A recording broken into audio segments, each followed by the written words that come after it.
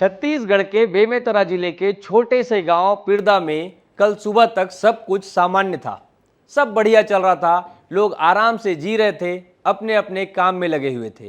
तभी सुबह 7:57 पर एक ऐसा धमाका हुआ जो न केवल पूरे गांव को हिलाकर रख दिया बल्कि वहां के लोगों की जिंदगी में भूचाल ला दिया। नमस्कार, मेरा नाम सौरभ तिवारी है और आप विस्तार न्यूज देख रहे हैं। बेमेतरा जिले के पिरदा गांव में पिछले लगभग 30 सालों से एक फैक्ट्री चल रही है। नाम है स्पेशल ब्लास्ट लिमिटेड बारूद फैक्ट्री। नाम से ही पता चल रहा है कि यहां पर विस्फोटक बनाया जाता होगा। हाँ, यहां विस्फोटक बनाया जाता है और विस्फोटक कोई छोटा मोटा नहीं बल्कि बड़े बड़े माइंस में जो विस्फोट किए जाते हैं वैसे विस्फोटक, मतलब बहुत ही उच्च क्षमता वाला विस्फोटक। इसी फैक्ट्री के PETN यूनिट में सुबह एक धमाका हुआ। यह धमाका इतना भीषण था कि 2 मंजिला इमारत तुरंत ही मलबे में बदल गया।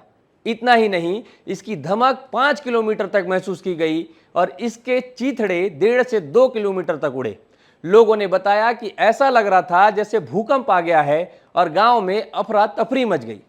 धमाके के समय वहां पर सुबह की शिफ्ट में काम करने वाले कर्मचारी काम कर रहे थे, जिनकी कोई खबर नहीं मिल रही है।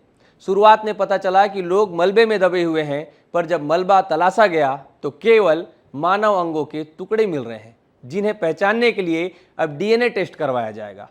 लोग अपने परिजनों की तलाश में सुबह से चक्कर काट रहे हैं, मगर उनकी कोई खबर नहीं मिल पा रही है। घायलों को इलाज के लिए रायपुर भेजा गया है, पर मरने वालों का कोई आधिकारिक आंकड़ा स्पष्ट नहीं हो सका है। बता दें कि 2 साल पहले इस फैक्ट्री में सुरक्षा के पर्याप्त इंतजाम ना पाए जाने के कारण इसे सील किया गया था। कुछ समय बाद इसे फिर से चालू किया गया और परिणाम आपके सामने है। ये आज कोई पहली ऐसी घटना नहीं है। इसके पहले की घटनाओं के बारे में आपको बताता हूं। 12 सितंबर 2015 को मध्य प्रदेश के झाबुआ जिले के पेटलावद में जिलेटिन की छड़ बनाने की फैक्ट्री में ब्लास्ट हुआ, जिसमें 79 लोग मारे गए। 6 अप्रैल 2017 को दतिया जिले में अवैध फटाखा फैक्ट्री में विस्फोट के बाद एक ही परिवार के 5 लोग की मौत हो गई, जबकि एक बच्ची गंभीर रूप से झुलस गई। 20 अक्टूबर 2022 को मुरैना में फटाखा बनाने वाली फैक्ट्री में ही धमाका होने से मकान ध्वस्त हुआ। हादसे में एक बच्चे समेत 4 की मौत हो गई। 13 जून 2023 में संभल के गुन्नौर में ब्लास्ट हुआ, जिसमें 4 लोग की मौत हुई और 9 लोग घायल हो गए। 19 अक्टूबर 2023 में मेरठ में फैक्ट्री में ब्लास्ट हुआ, जिसमें 5 लोगों की मौत हो गई। इतना ही नहीं, 31 अक्टूबर 2023 को दमोह में फटाखा फैक्ट्री में ब्लास्ट हुआ। हादसे में फैक्ट्री के मालिक समेत 3 लोगों की मौत हुई और 10 लोग झुलस गए।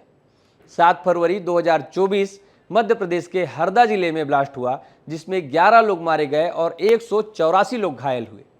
देश में इस तरह के ना जाने कितने ब्लास्ट हुए हैं और ना जाने कितनी ही जानें चली गई। समय समय पर अनेक हिस्सों से इस तरीके की खबरें आती है। सवाल यह है कि इन सब के बाद भी सरकार इस पर कोई बड़ा एक्शन क्यों नहीं लेती? आखिर ऐसी घटनाएं क्यों बार बार हो रही हैं? आखिर कब तक आम लोगों की जान ऐसे ही जाती रहेगी? क्या इनकी जान की कोई कीमत नहीं है या सरकार ऐसे ही धृतराष्ट्र बनी बैठे रहेगी?